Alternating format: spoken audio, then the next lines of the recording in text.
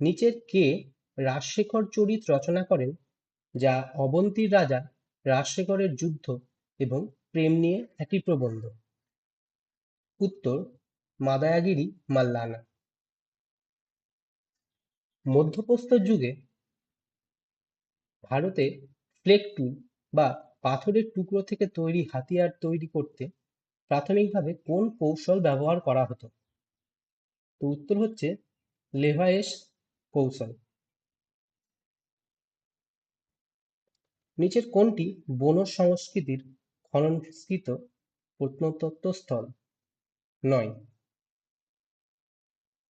তো উত্তর হচ্ছে নাগদা। ভারতের মহারাষ্ট্রের দৌলতাবাদ দুর্গের ভিতরে নিচের কোনটি একটি গুরুত্বপূর্ণ স্মৃতিস্তম্ভ নয়? তো যেটি নয় সেটি হচ্ছে সিকান্দ্রা দুর্গ। প্রারম্ভিক বৌদ্ধ সাহিত্য অনুসারে রাজা বিম্বিসারের রাজত্বকালে মগধ রাজ্যে কয়টি গ্রাম ছিল বলে জানা যায়? উত্তর হবে ৮০,০০০টি। চেরিয়াল স্ক্রোল পেন্টিং ভারতের কোন রাজ্যের অন্তর্গত? উত্তর হচ্ছে তেলেঙ্গানা। ভারতের জাতীয় আন্দোলনের প্রথম পর্যায়ে নরমপন্থীরা বৈশিষ্ট্যগতভাবে নিচের কোন পদ্ধতিটি গ্রহণ করেছিলেন? উত্তর হচ্ছে সাংবিধানিক সংস্কার।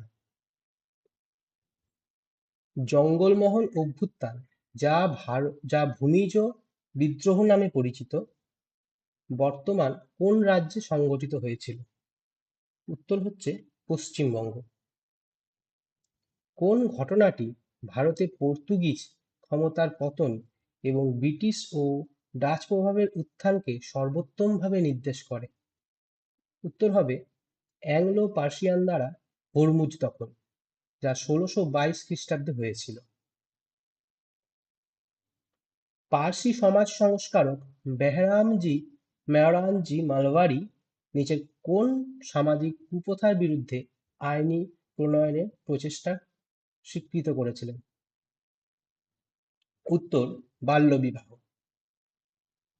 চতুর্দশ শতাব্দীর গ্রন্থ লীলাতিলকম এর ব্যাকরণগত এবং কাব্যিক নীতিমালার মাধ্যমে কোন ভারতীয় ভাষাকে ধ্রুপদী মর্যাদার প্রতিষ্ঠায় উল্লেখযোগ্য ভূমিকা পালন করেছিল?